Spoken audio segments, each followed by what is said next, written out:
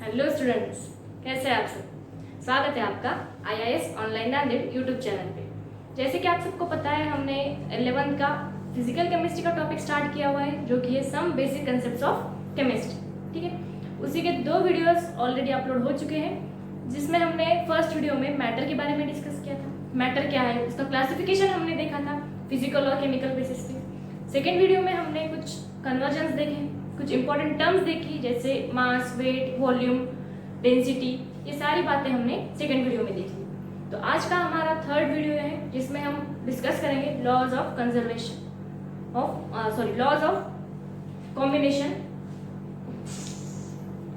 ठीक है, उसी में हमारा फर्स्ट लॉ है law of conservation of mass. ठीक है, ये लॉज साइंटिस्ट ने 17th सेंचुरी में दिए, जो जबकि मिक्सचर्स करके कुछ रिएक्शंस उन्होंने बनाई, तो उसी के बेसिस पे उन्होंने 5 लॉज हमें दिए। ठीक है, तो फर्स्ट लॉ हमें डिस्कस करना है law of conservation of mass.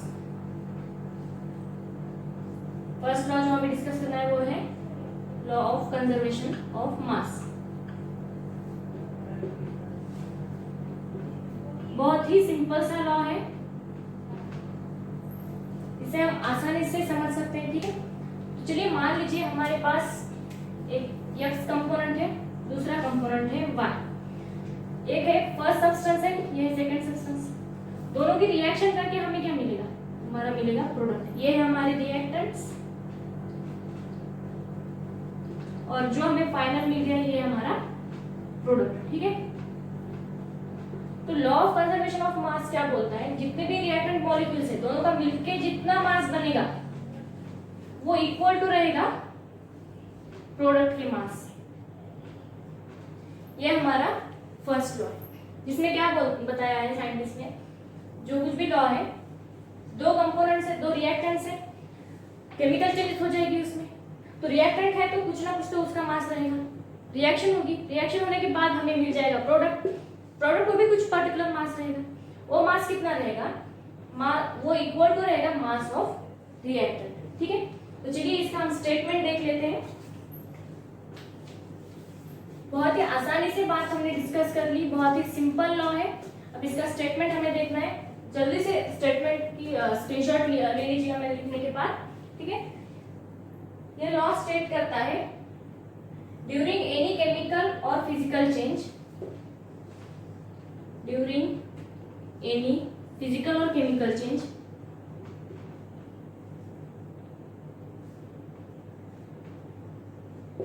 Physical और chemical change,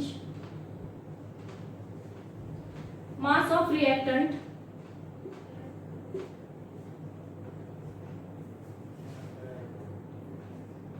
is equal to the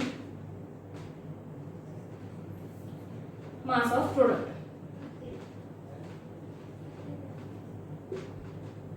बहुत ही बेसिक सा लॉ है, बहुत ही सिंपल सा है, जो मैंने आपको बहुत इजी लैंग्वेज में समझाया। एक x नाम का प्रोडक्ट है, दूसरा y नाम का रिएक्टेंट है, दोनों के बीच में रिएक्शन हो जाएगी, हमें मिलेगा प्रोडक्ट। x और y का जो कुछ भी मास रहेगा वही इक्वल टू रहेगा प्रोडक्ट के मास से। समझ गए, बहुत ही सिंपल सा लॉ है। ठीक है, इस लॉ को वेरीफाई भी किया गया एक्सपेरिमेंटली। इस लॉ को ही नहीं बल्कि सभी लॉज को वेरीफाई किया गया एक्सपेरिमेंटली। ठीक है, बहुत ही सिंपल सा लॉ है, आपको बस इसमें याद रखना है, mass of reactant is equal to the mass of product. ठीक है, तो चलिए इसका हम एक प्रॉब्लम सॉल्व करते हैं, जिससे कि आप थोड़ा और भी क्लियर हो जाएगा आपको।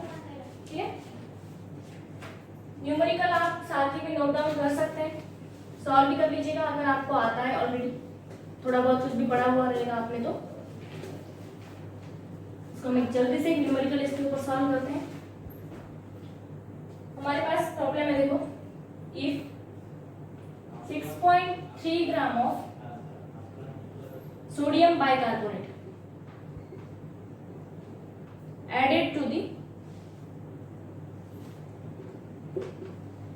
added to 15 gram of acetic acid. ठीक है, acetic acid solution, the residue is found to wait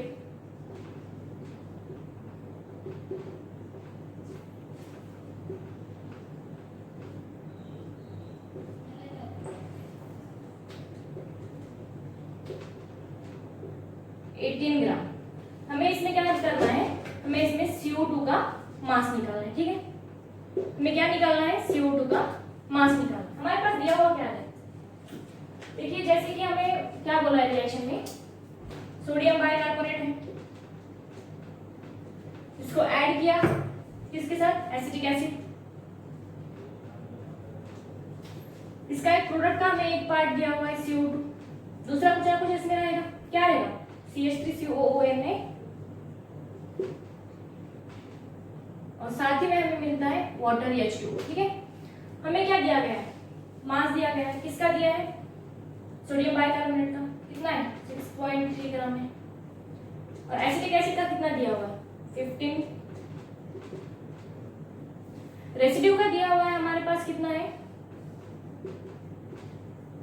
CO2 का निकालना है, इसको कंसीडर कर लेंगे हम लोग X। ठीक है, ये कितना रहेगा, ये कितना आएगा हमारे पास 21.3 आएगा, ये कितना है 18 ग्राम प्लस X है।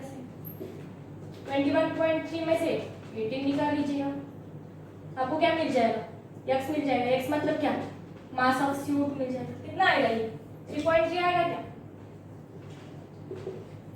क्या है CO2 का मास है।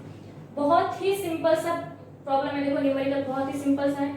हमारे पास दिया हुआ है 6.3 ग्राम ऑफ सोडियम बाइकार्बोनेट, जिसकी रिएक्शन किसके साथ करी, 15 gram of acetic acid solution.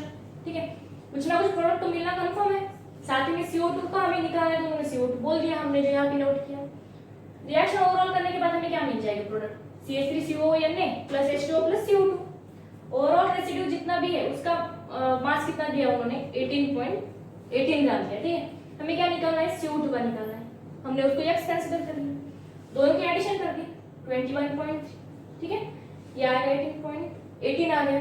ठीक है, माइनस कर दो, टोटल जितना कुछ भी है आपका, आपके पास लॉ क्या है, mass of reactant is equal to the mass of product. ठीक है, तो रिएक्टेंट का इतना आ रहा है, प्रोडक्ट का कम है क्योंकि CO2 का भी निकालना बाकी है, टोटल तो 21.3 आ गया। इसी में से आप क्या करेंगे, रेसिड्यू का जितना दिया हुआ है उतना सब्सट्रैक्ट करेंगे, आपके पास आ जाएगा मास ऑफ CO2।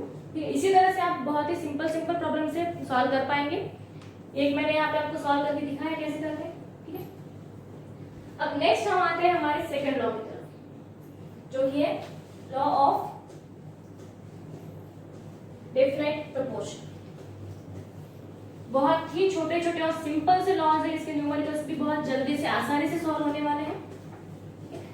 तो हमारा फर्स्ट लॉ, तो हमारा सेकंड लॉ है law of definite proportion. Definite proportion word से आपको कुछ गेस कर सकते हैं क्या होगा पर्टिकुलर इस लॉ में। सेकंड है हमारे पास लॉ ऑफ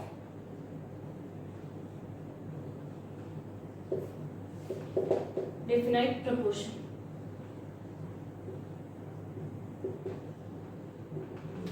यह है हमारा second law, law of definite proportion. इसमें हम किसकी बात करते हैं, जो कुछ भी कंपाउंड है वो क्या करेगा, डिफरेंट एलिमेंट के साथ बना होगा। कंपाउंड है मतलब डिफरेंट एलिमेंट्स तो उसमें रहेगी कंपोजिशन में। ठीक है, इस लॉ में हमें बात किसकी करनी है, हमें इस लॉ में बात करनी है एलिमेंट्स की। जो कुछ भी डिफरेंट एलिमेंट्स रहेगी उसकी बात हमें इसमें करनी है। ठीक है, हमें इससे कुछ लेना देना नहीं है कि कंपाउंड किससे बना है, क्या है कंपोजिशन, कुछ नहीं, सिर्फ हमें बात करनी है एलिमेंट्स की। ठीक है, जितने कुछ भी एलिमेंट्स आपके रहेंगे उसकी बात आपको करनी है। ठीक है, इसका हम पहले स्टेटमेंट देख लेते हैं क्या है। Pure chemical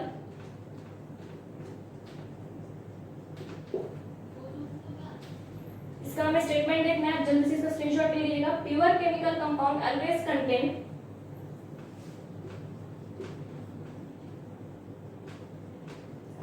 contain same number of elements।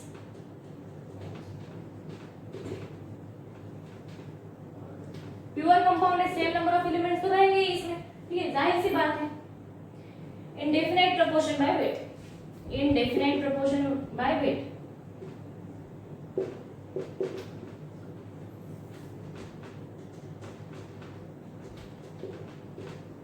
Proportion by weight. ठीक है, ये हमारा second law, law of definite proportion.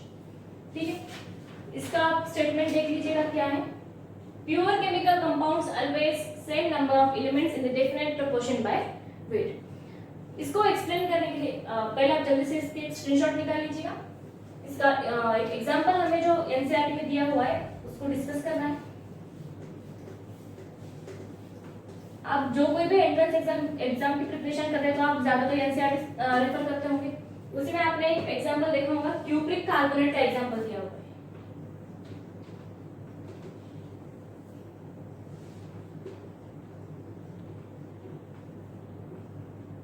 दिया हुआ है आपके पास एग्जांपल। अब क्यूप्रिक कार्बोनेट है जो कि नेचुरली भी पाया जाता है, नेचुरली अकरिंग भी है, और दूसरा हम इसको लैबोरेटरी में भी फॉर्म कर सकते हैं। ठीक है, इसमें एलिमेंट्स कौन कौन से हैं? कॉपर है, कार्बन है एंड ऑक्सीजन। ठीक है, अब नेचुरल भी पाया जा रहा है या तो भी लैबोरेटरी में भी फॉर्म किया हुआ है तो सेम तो रहेगा। देखो कॉपर अगर 51.35 है, ऑक्सीजन हमारे पास 9.3 है और कार्बन हमारे पास है 38.9 है। ये इनका मास है जिससे कि ये पाए जाते हैं। ठीक है, ये हो गया नेचुरली। अगर मुझे लैबोरेटरी में भी फॉर्म करने हैं, लैबोरेटरी में अगर मुझे फॉर्म करना है तो सेम ही कंपोजिशन रहेगा, एलिमेंट्स का अमाउंट कितना रहेगा? सेम रहेगा। जो कोई भी एलिमेंट्स इसमें प्रेजेंट है उसका अमाउंट हमारे पास सेम रहेगा। ठीक है, यही है हमारा लॉ ऑफ डेफिनेट प्रोपोर्शन। चलिए सॉल्व करते हैं इसका एक एग्जांपल। एक न्यूमेरिकल है, बहुत ही आसान सा न्यूमेरिकल है जो कि हमें सॉल्व करना है।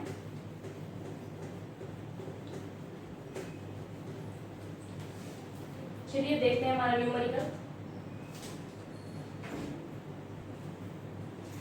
कार्बन एंड ऑक्सीजन है, are known to form two components। क्या करेंगे? ये टू कंपोनेंट्स फॉर्म करेंगे। पूरी वर्डिंग में नहीं लिख रही है, प्रॉब्लम आपको हमारे टेलीग्राम चैनल पे आज के नोट्स के साथ मिल जाएंगे। ठीक है, तो इसलिए मैं शॉर्ट में ले रही हूँ यहाँ पे। तो दो कंपोनेंट्स हैं, एक कंपोनेंट है एक दूसरा। ठीक है, तो फर्स्ट कंपोनेंट में कार्बन हमें दिया हुआ है 42.9%। ठीक है, और सेकंड के लिए हमें कार्बन दिया गया है 27.3%। ठीक है, तो अब हमें टोटल हमारे पास कितने परसेंटेज थे? 100 का 1% रहता है, तो हमें ऑक्सीजन निकालना है तो हमें क्या करना पड़ेगा? 100 माइनस कार्बन की जितनी परसेंटेज दी हुई। ठीक है, ये आ गया 100 माइनस 42.9, ये क्या आ जाएगा हमारे पास? 57.1 आ जाएगा। सेम इसी तरह हमारे पास क्या आ जाएगा, यहाँ पे भी अगर ऑक्सीजन निकालना रहेगा तो 100 माइनस 27.3, ठीक है, कितना आ जाएगा? 72.7 आ जाएगा। ठीक है, कितना आएगा? 72.7 ग्राम में रहेगी सारी क्वांटिटीज। ठीक है, हमने ऑक्सीजन निकाल लिया, लेकिन हमें रेशो निकालना है। किस चीज का रेशो निकालना है? अब हम यहाँ पे क्या करेंगे? कार्बन इस टू ऑक्सीजन का रेशो निकालेंगे। कार्बन इस टू ऑक्सीजन का रेशो हमें निकालना है, तो हम कैसे निकालेंगे? 57.1। देखो जो हमें मिल जाएगा, देखो 0.75 ग्राम। ठीक है, अब इसको होल टर्म को सॉल्व करके भी देख लीजिएगा, आपको 0.75 के करीब मिल जाएगा। और दूसरा हम देखेंगे क्या हमें मिल जाएगा, अगर हम यहाँ पे निकालेंगे रेशो,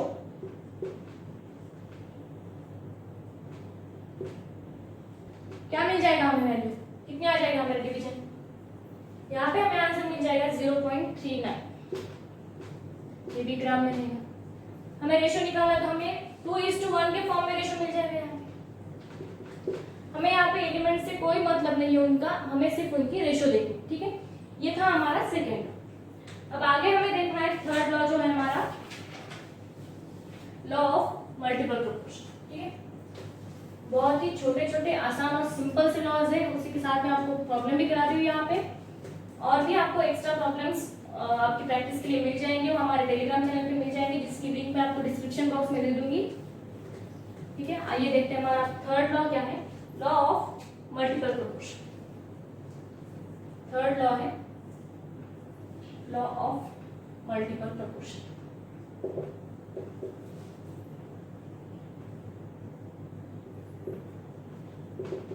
सबसे पहले तो इसका हम स्टेटमेंट देख लेंगे। क्या है हमारे पास statement? When two elements combine to form two or more than two compounds, masses of one of the element which combine with fixed mass of the other be as a simple whole number। Simply हमें क्या बोला गया है? दो कोई भी elements more than two compounds form कर रहे हैं। कितने? More than two compounds form कर रहे हैं। ठीक है, एक का मास हम क्या करेंगे? फिक्स रखेंगे, सेकेंड का वैरी होता रहेगा। तो क्या होगा?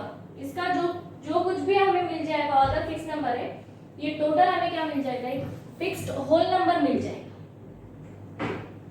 क्या मिल जाएगा? फिक्स्ड होल नंबर मिल जाएगा। अब हम इसे एक एग्जांपल के थ्रू समझ लेते हैं।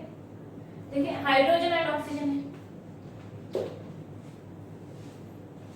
H2O कैसे फॉर्म होता है? H2+ O, और वही हम H2O2 हाइड्रोजन परऑक्साइड भी फॉर्म करते हैं। H2+O2 से हमें हाइड्रोजन परऑक्साइड मिलता है। ठीक है, तो क्या होगा? मान लीजिए यहाँ पे हाइड्रोजन का मास कितना है हमारे पास? 1 है, और दो मॉलिक्यूल्स है तो 2 × 1 हो जाएगा। ऑक्सीजन का 16 है, ये टोटल हो जाएगा 18। यहाँ पे क्या हो जाएगा? 2 + 16 × 2 34 मिल जाएगा। ये रेशो भी हमें किस फॉर्म में मिल जाएगा? 2:1 के फॉर्म में मिल जाएगा। ठीक है, यही हमारा हमें एक होल नंबर की फॉर्म है। अगर हम H2 को जो हमारी फिक्स्ड एक वैल्यू है उसको हम फिक्स रखेंगे और दूसरी वैल्यूज हम चेंज करते जाएंगे, दूसरे जो एलिमेंट है उसको हम चेंज करते जाएंगे, तो हमें जो फाइनल जो मिल जाएगा रिजल्ट वो हमें होल नंबर मिल जाएगा। ठीक है, ये हमारा सिंपल सा थर्ड लॉ है। इसके बाद में हमें डिस्कस करना है हमारे फोर्थ लॉ के बारे में, लॉ ऑफ रेसिप्रोकल प्रोपोर्शन। ठीक है, फोर्थ लॉ है हमारा लॉ ऑफ रेसिप्रोकल प्रोपोर्शन।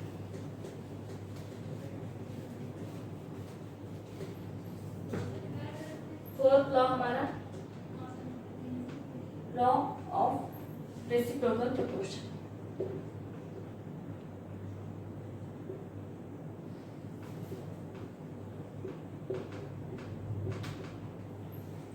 हमारा फोर्थ लॉ है। इसका स्टेटमेंट देखिए, इसमें क्या होता है? Two laws combine,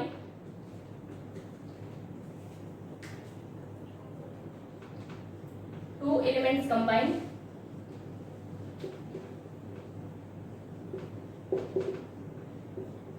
to form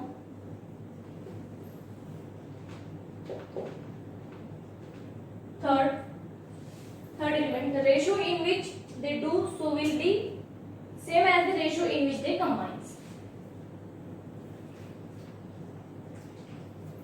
As same ratio in which they do same.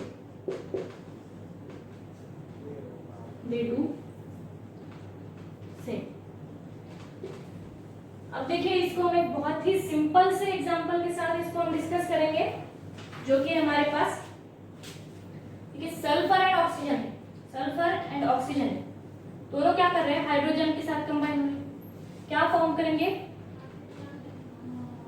Hydrogen sulphide and H2 water के साथ फॉर्म करेंगे। यही क्या होगा? किसके साथ कंबाइन करेंगे और सल्फर के साथ फॉर्म करके सल्फर डाइऑक्साइड फॉर्म करेंगे, ऑक्सीजन का SO2 फॉर्म करेंगे। कैसे करेंगे? इसको हम एक ट्रायंगल शेप वाले डायग्राम के साथ हम इसको डिस्कस करेंगे। देखिए, हाइड्रोजन है, सल्फर है, ऑक्सीजन। सल्फर और हाइड्रोजन कंबाइन करेंगे, H2S फॉर्म होगा। हाइड्रोजन और ऑक्सीजन फॉर्म होंगे, H2O फॉर्म होगा। सल्फर ऑक्सीजन के साथ कंबाइन करेगा, सल्फर डाइऑक्साइड SO2 फॉर्म करेगा। ठीक है, अब हमें इसके रेशियोज डिस्कस करते हैं कि सेम आते हैं या कैसे आते हैं। ठीक है, मैं स्टेटमेंट हटा दे रही हूं यहाँ से, साइड में मुझे लिखना है। तो देखिए, H2S फॉर्म हो रहा है। कैसे फॉर्म हो रहा है? H2 + S। हाइड्रोजन का मास कितना है? 1, दो मॉलिक्यूल से तो 2 × 1 हो जाएगा। सल्फर का कितना है? 32 है। तो हमें जो प्रोडक्ट मिलेगा H2S, उसका वेट कितना रहेगा 34 रहेगा, ठीक है। सेकेंड जो हमारे पास है H2O है, वाटर, 2H है प्लस 16, ये कितना मिल जाएगा हमें 18 मिल जाएगा। H2O, H प्लस O करेंगे तो H2O में कितना मिल जाएगा 18 मिल जाएगा। ये हमें 2:1 के रेशो में मिल गए। तो इसी लॉ को बोलते हैं लॉ ऑफ रेसिप्रोकल प्रोपोर्शन। इसी लॉ को क्या बोलेंगे, लॉ ऑफ रेसिप्रोकल प्रोपोर्शन। ये था हमारा फोर्थ वन, ठीक है। इसके बाद में जो हमें फिफ्थ लॉ डिस्कस करना है वो है गै-लुसैक्स लॉ, जो कि है गैसियस का। आपने बहुत ही इंपॉर्टेंट लॉ है ऐसे, उसके बारे में सुना होगा। तो देखते हैं कि हमारा फिफ्थ लॉ जो है law of Gay Lussac's law of gaseous, उसके बारे में डिस्कस करते हैं। जो कुछ भी टर्म्स आपको इंपॉर्टेंट लगती है उसको साथ ही में नोट करके चलिए। स्टेटमेंट्स की स्क्रीनशॉट ले लीजिएगा वीडियो पॉज करके। यहाँ पे हमें अब डिस्कस करना है हमारा लास्ट लॉ, जो कि लॉ ऑफ गै-लुसैक्स लॉ, ठीक है, गै-लुसैक्स लॉ ऑफ गैसेस।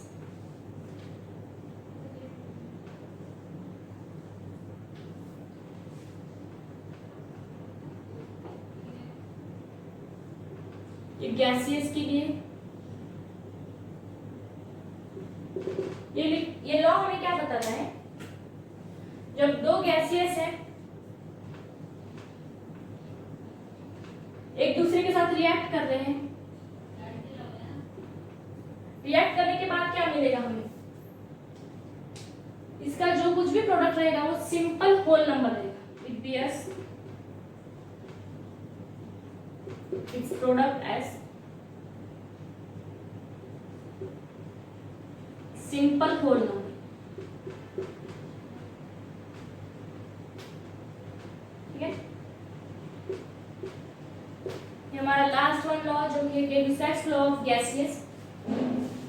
इसको हम एक्सप्लेन करते हैं एक एग्जाम्पल डायग्राम के थ्रू। देख लीजिए, ये हाइड्रोजन हमारा, ठीक है।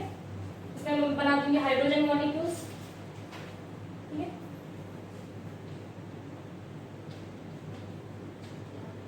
हाइड्रोजन मॉलिक्यूल से मान लीजिएगा, ठीक है। रिएक्ट कर रहा है क्लोरीन के साथ,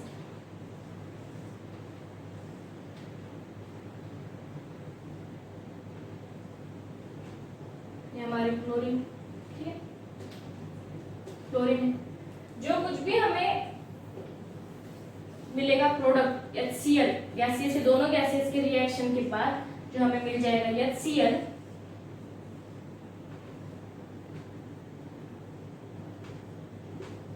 तो क्या मिल जाएगा 2HCl मिल जाएगा, वॉल्यूम ऑफ 2HCl हमें मिल जाएगा।